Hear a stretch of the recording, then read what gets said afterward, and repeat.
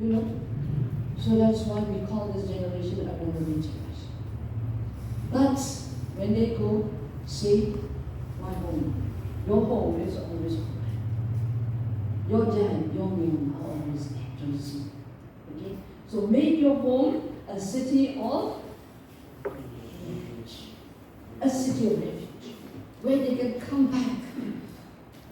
Come back. Just like the prodigal son. Okay?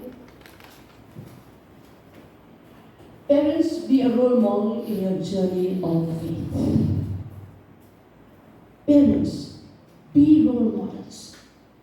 You know, whether you're a parent or a Sunday school teacher or a pastor, youth pastor or, you know, evangelist, you have to be a role model. Be a role model in your journey of faith. You just look at Genesis 22, 1 to 12. This talks about who? Talks about Abraham. When he went, where was he going? To Mount Moriah to do what? Isaac. You know, when he started, I'm sure you all know, that's why I'm not putting up. When he started, he took some servants along with him. Yes or no? Yes. But at a certain point, he said, you stop here. Just me and Isaac, we will go on.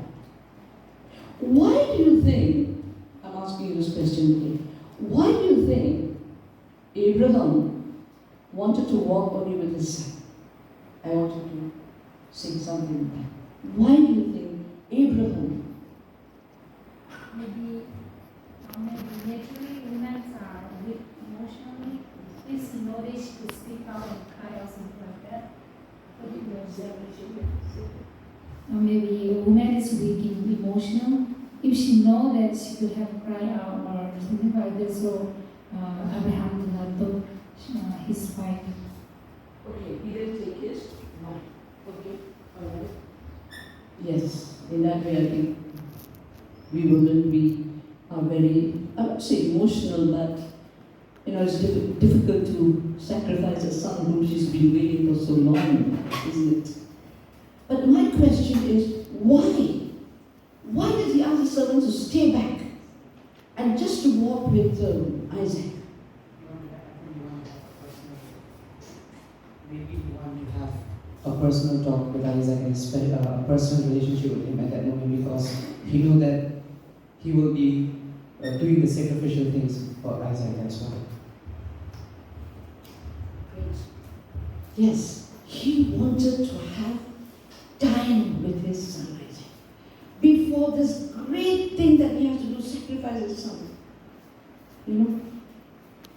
And not only that, anyone anymore who can contribute on that? Maybe the sacrificial things and all, it's between him and God alone. So he didn't allow anyone to come along with him. Okay. So he wanted to experience that alone with God.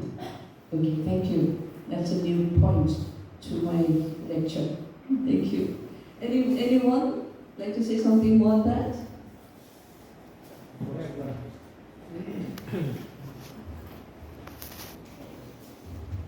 Let me supplement that.